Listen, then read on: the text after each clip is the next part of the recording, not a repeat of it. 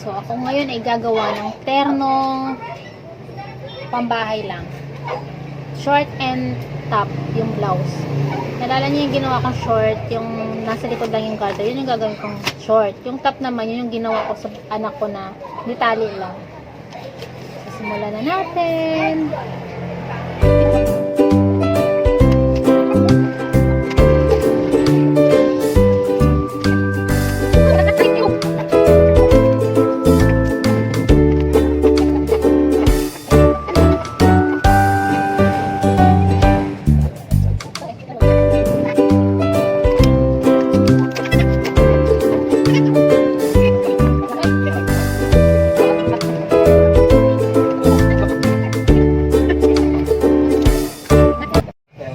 Bubuyin ko muna yung shorts.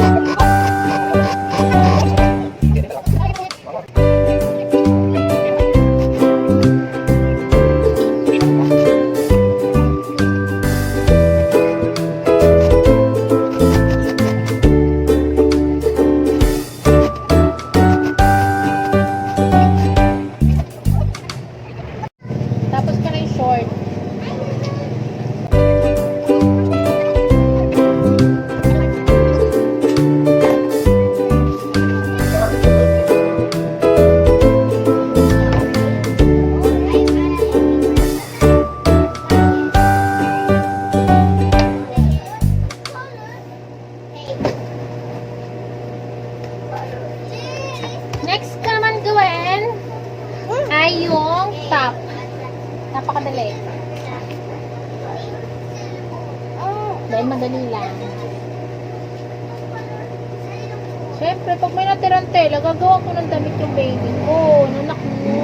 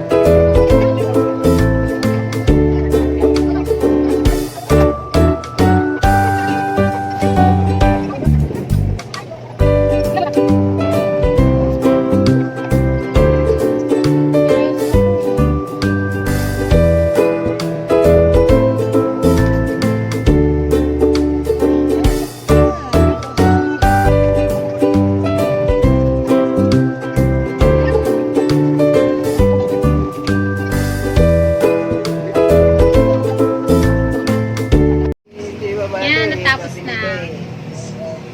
So, sa akin to. Sample lang to, pero sa akin ko gagamit ito. Ang problema ko ngayon yung makina ko. Kasi hindi talaga siya bagay sa ganitong klase ng tela. Napakahirap itahiin. Pang portrait to, kailangan portrait ng makina mo. Piping, yun. Yung sa akin kasi, yan lang oh, pang diretso lang. Pang mga pang uniform lang. Ito kasi, yung spandex na manipis, talagang hindi talaga umubra yung makina oh. Pero okay na, nabuo naman eh. Sample lang naman.